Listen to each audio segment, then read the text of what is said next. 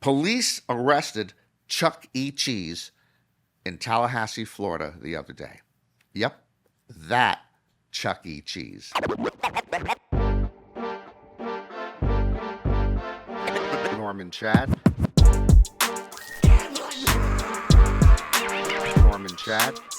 Welcome to Gambling Mad with Norman Chad. I am Norman Chad. Coming up on the program today, we have a trifecta of gambling impropriety.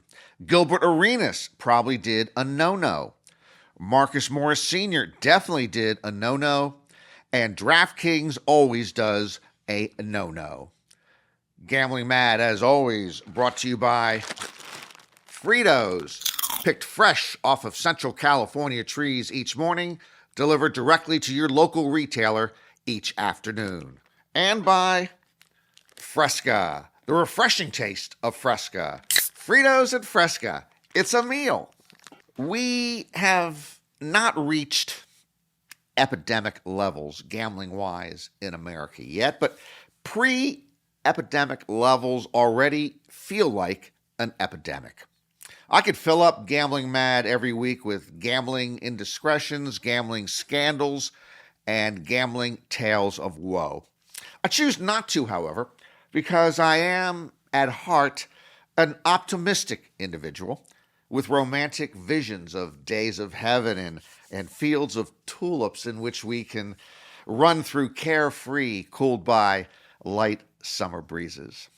I believe in a better tomorrow, which should not involve betting the over on the first 5-inning run total for the Twins-Royals game.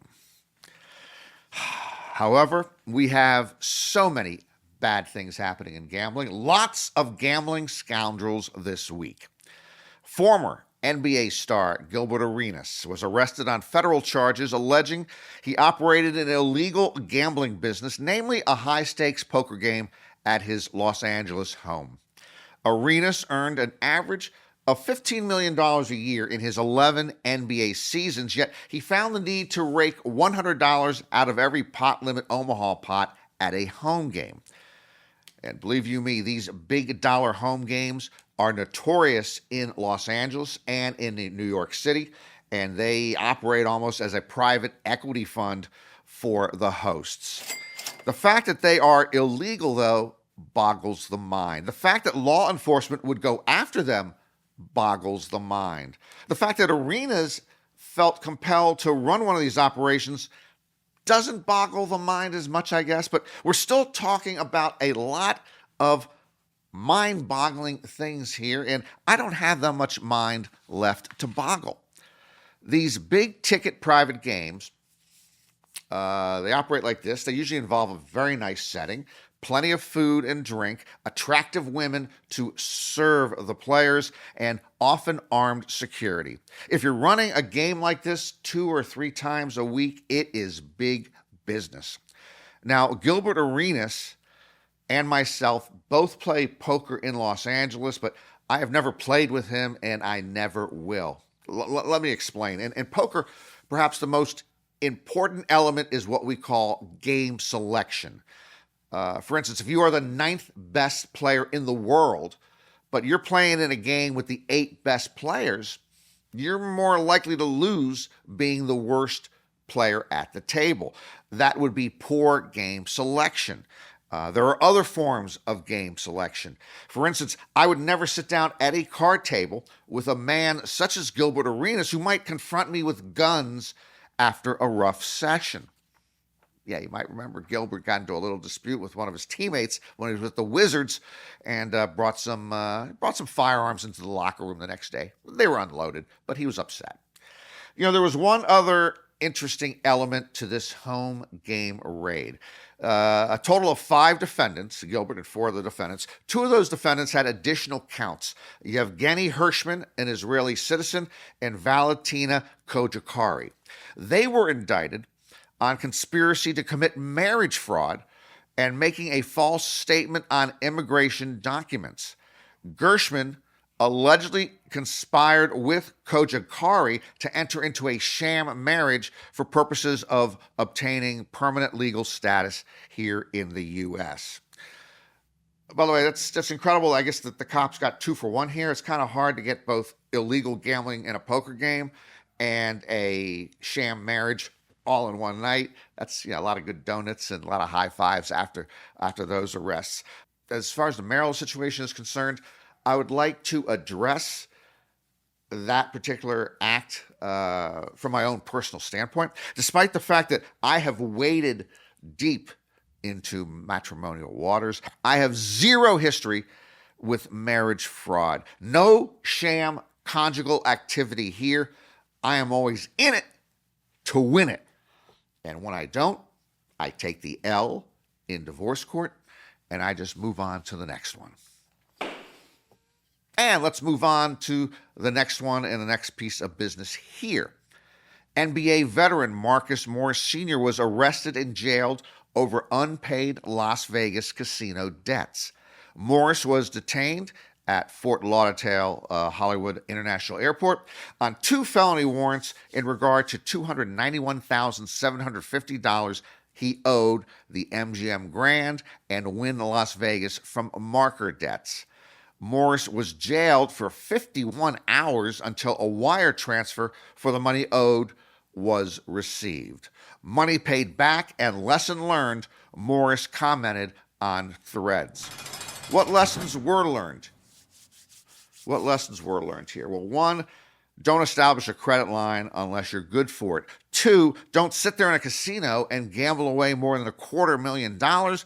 And then 3, don't ignore the money you owe once you owe it. Not paying back casino markers, it's like writing a bad check, and it's even classified as a felony in many states like Nevada. All that being said, was it necessary to stick Marcus Morris Sr. in a jail cell for 51 hours? I don't think so. You just simply arrest him, charge him, and release him. I mean, is he a flight risk? I mean, sure, he's moved around the NBA a lot. He's played for 8 different teams, but he can't leave the country if he's going to still play in the NBA. Well, I guess he could go to Toronto, but he'd be easy to find because all the Raptors games are televised. The largest online sports books in America, FanDuel, DraftKings, and BetMGM, are cash cows. How do I know they are cash cows?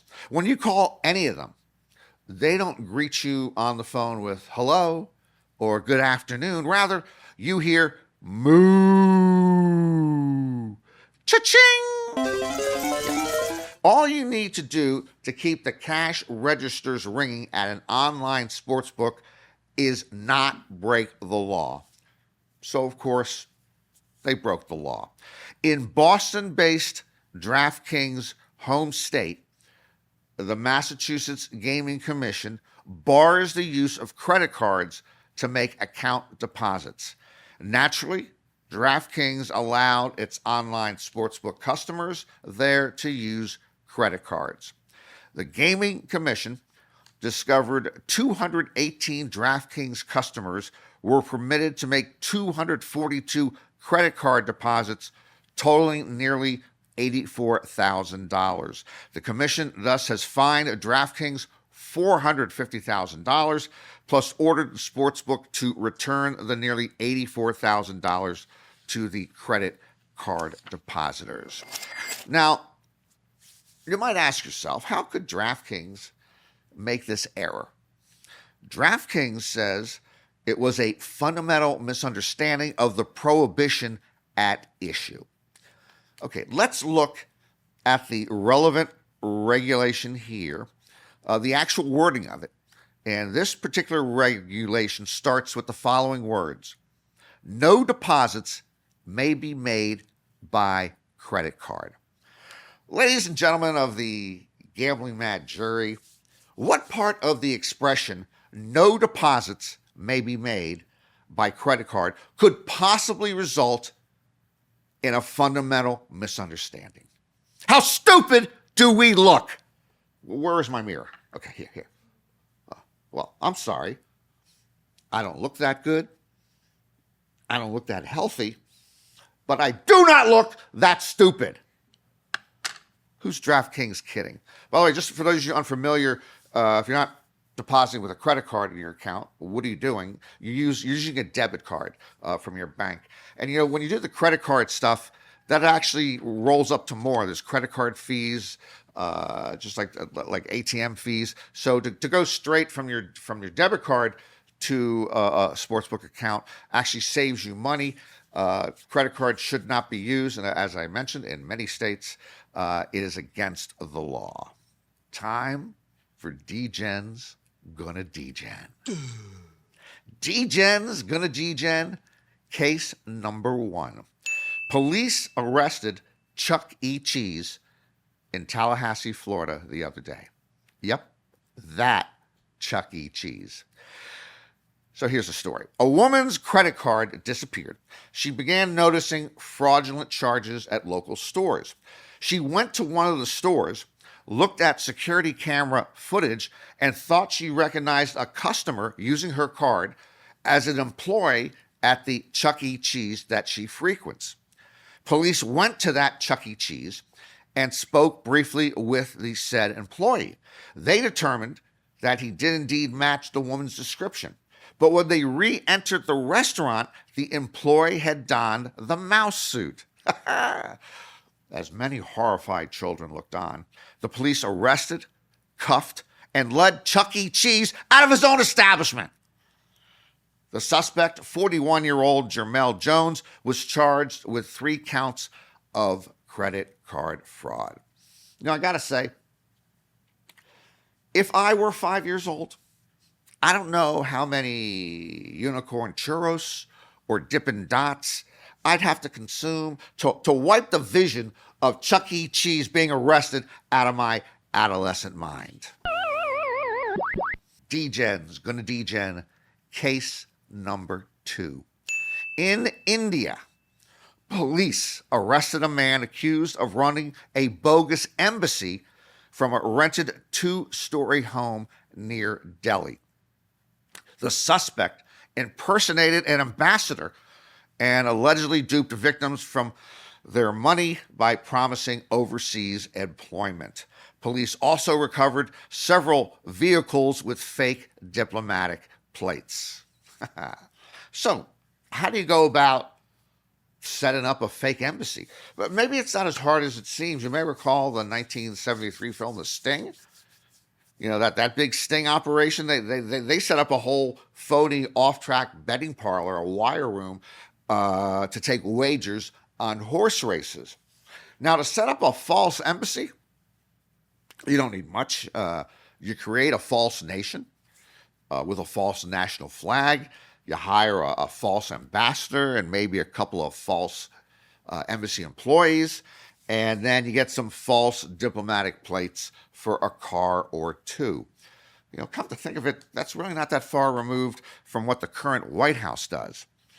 According to police, 47-year-old Harshvardhan Jain pretended to be an ambassador, sometimes from the nation of West Arctica and sometimes from the nation of Seborga. Yes, Seborga, Seborga. I believe the capital is Seborga City. According to the cops, he had the 2-story thing all set up. He had a little ambassador patch, and he now faces charges of forgery, impersonation, and presenting fake documentation. Police recovered doctored photographs showing Jane with world leaders. And frankly, speaking of that, I would drop all criminal counts against him if he had been able to meet with Donald Trump and agreed to new stiff U.S. tariffs. D-Gen's gonna D-Gen. We don't make this stuff up. So I just went to the drugstore this morning, and I want to say thank you, President Trump. One of my prescription drugs, right here, Linzess, it costs $30 a month. Now, if the price were reduced by, say, 50%, my costs would be reduced to $15 a month. If the price had been cut by 100%, well, the prescription would be free.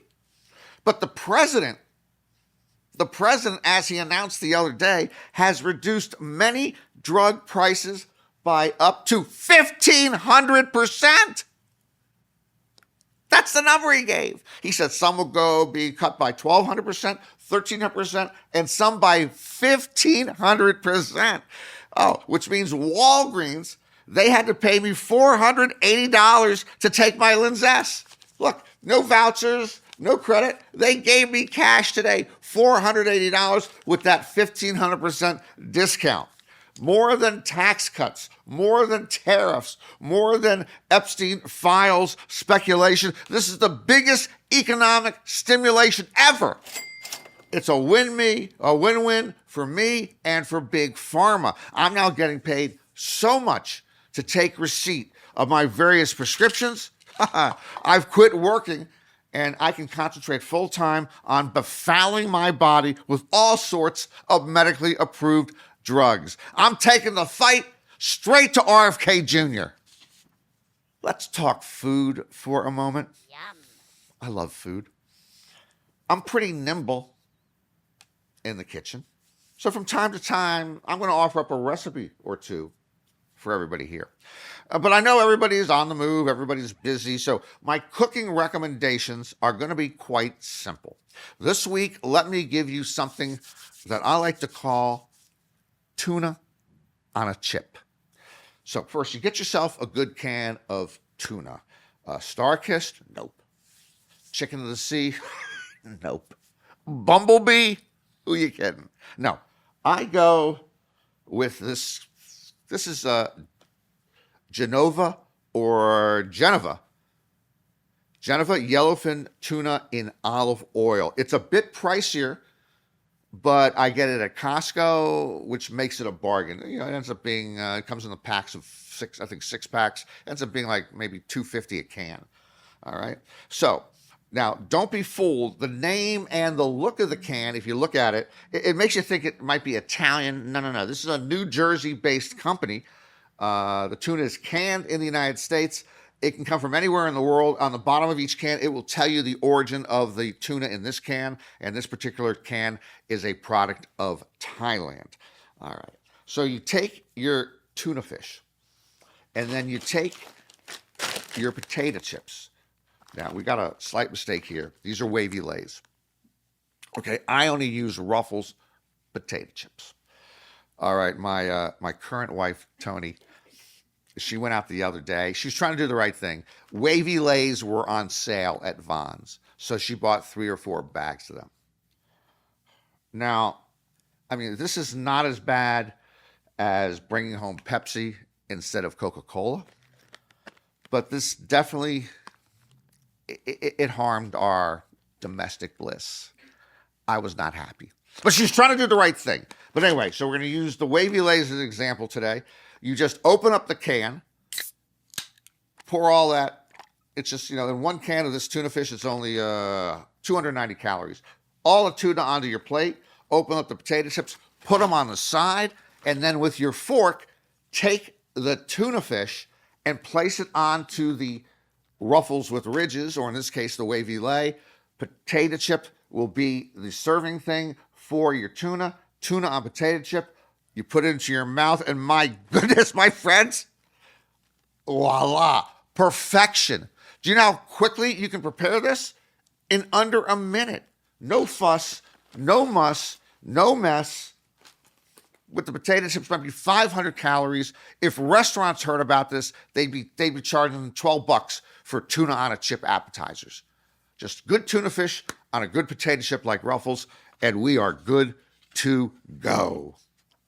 Before we wrap up, I'm going to say this one time and one time only. During these dog days of summer, let's make our dogs' days a little more special. Yes, I am speaking on behalf of all dogs this week, since they can't speak for themselves. Dogs, you know, these canines spend all day waiting on us, And, I'm starting to feel kind of bad about it. They can't eat unless we feed them. They can't take a walk unless we take a walk. They can't take a ride unless we take a ride. They can't pee or poop unless we let them outside. When I oversleep, I can feel Blue's breath on my neck as she sits next to me, staring at me, wondering when her goddamn day is going to start.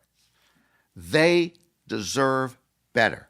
Hey, how come we only give them 1 or 2 meals a day while we give ourselves 3?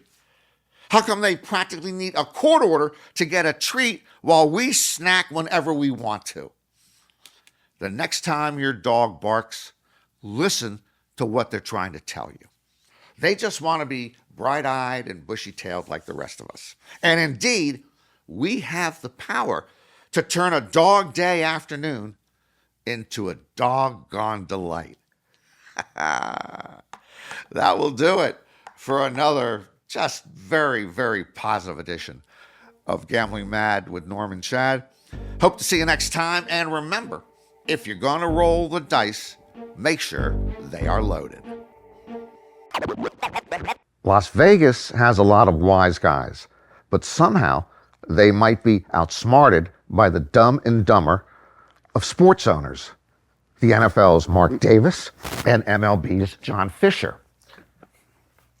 Davis moved the Raiders from Oakland to Las Vegas with a new stadium that cost nearly $2 billion to build. $750 million came from public money, and that figure will rise to well over $1 billion from the cost of interest on bonds over the next 30 years. Now, Fisher is trying to move the Athletics from Oakland to Las Vegas with a new stadium planned. 2 years ago, Fisher said the stadium would cost $1.5 billion. Last year, he said it would cost $1.75 billion, and now he says it's going to cost $2 billion. Once again, the public, that would be everybody who is not John Fisher, is expected to pony up hundreds of millions of dollars for the project. Fisher, like Mark Davis, is a billionaire, but I don't think he wants to spend a single penny of his own bankroll to build this baseball stadium. To which I say, screw him. Screw them all. Let him scramble for a bank loan like we do when we want to buy a home. And trust me, Las Vegas doesn't need a baseball team. We can go to a sports book and watch 15 baseball games a day for the price of a beer. Who's with me, people? If you build it, we won't come. Taxing us makes you a bum. If you build it, we won't come. Taxing us makes you a bum. If you build it, we won't come. Taxing us makes you a bum. They are making me gambling mad.